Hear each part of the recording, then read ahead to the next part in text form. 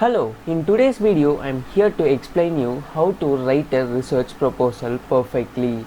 Here is a complete video of how to write a research proposal, but we had already put in video of research proposal, but this is a complete explanation video. So let's begin the video without any delay. This is the exact format and requirement for a research proposal. Can vary slightly depending on the type of research being proposed and the scientific demands of the institution of your plan to submit your proposal. But there are a few basics that are almost always needed. So the first step in research proposal writing is you have to section of a proposal, know the section of a proposal, so that you can able to write a perfect research proposal. First thing, you have to come up with a title for your proposal. Your title will vary based on the type of your research you are doing, but in general you will want it to be concise and descriptive. After reading your title, your readers should know what you expect from the proposal and be interested enough to read on. You are also want it to be clear and accurate enough that your proposal when come up during searches or your research topic. For example, try a short informative title like Medieval Plagues and the movement Trophies Humanism or the negative impact of alcohol on liver function.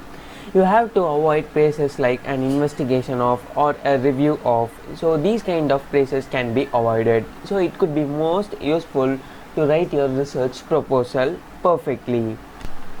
Then the second one, you have to create a title page.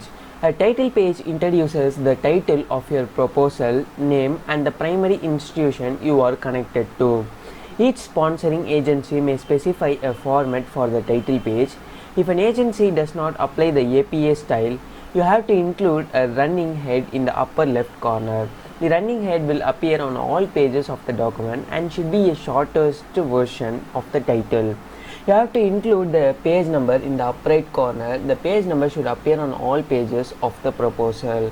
Center the full title of your research proposal roughly 1/3 of the way down the page. Double space it and immediately below the title insert your name. Below your name, list the institution you are affiliated with, the names and affiliations of any co-investigation you are working with. And in some styles you may include their contact information as well. Then the third step, you have to summarize the proposal in your abstract. The abstract is a summary of the problem addressed in your proposal. Your problem, solution and objective should also be included along with your project funding requirements. Center the word abstract at the top of the page. Begin the text of your abstract directly below the word abstract. Do not indent the paragraph, so you do not leave space for the paragraph. The text of your abstract will be usually between 150 to 250 words. Then the fourth step, which is you have to list keywords that will come up in your proposal. You have to choose 4 to 5 keywords that capture the main points of your paper, suggesting what the topic is about, as well as terms that are closely related. Keywords should be phrases that many readers might be searching for. Choosing the right keywords will ensure that your proposal shows up in search engines for the readers who could benefit from it, who could get benefit from it.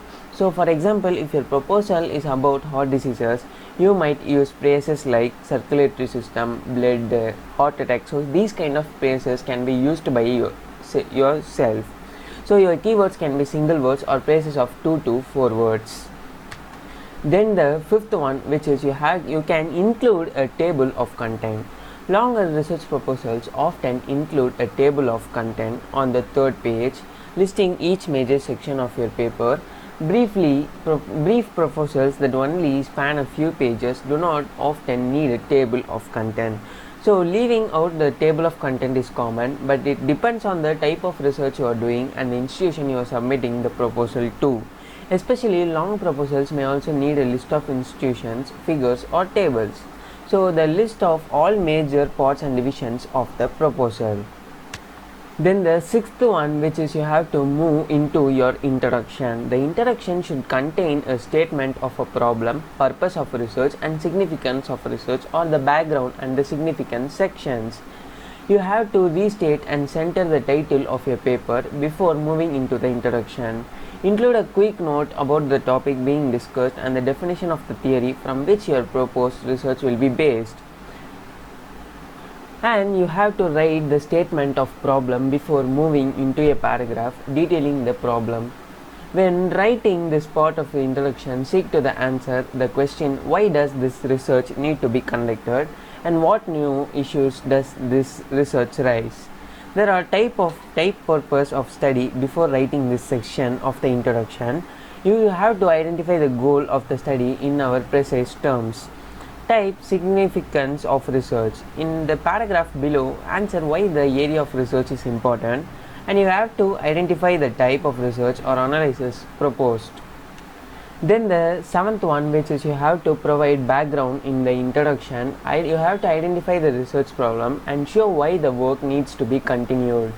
If you desire, you can break this session into multiple sections. You can, under a header reading research question or research hypothesis, relationship between variables. This essentially identifies the research problem. Under a heading reading definition of terms, define the central ideas that will be utilized in the proposed research. Also, you have to provide evidence supporting your competence or expertise in the field. Then the eighth one, which is you have to provide a literature review. That means write a literature review section to contextualize your research. In this section, you will show your readers that you are aware of current and past research in your topic and demonstrate that your research will make a significant and substantial contribution to it.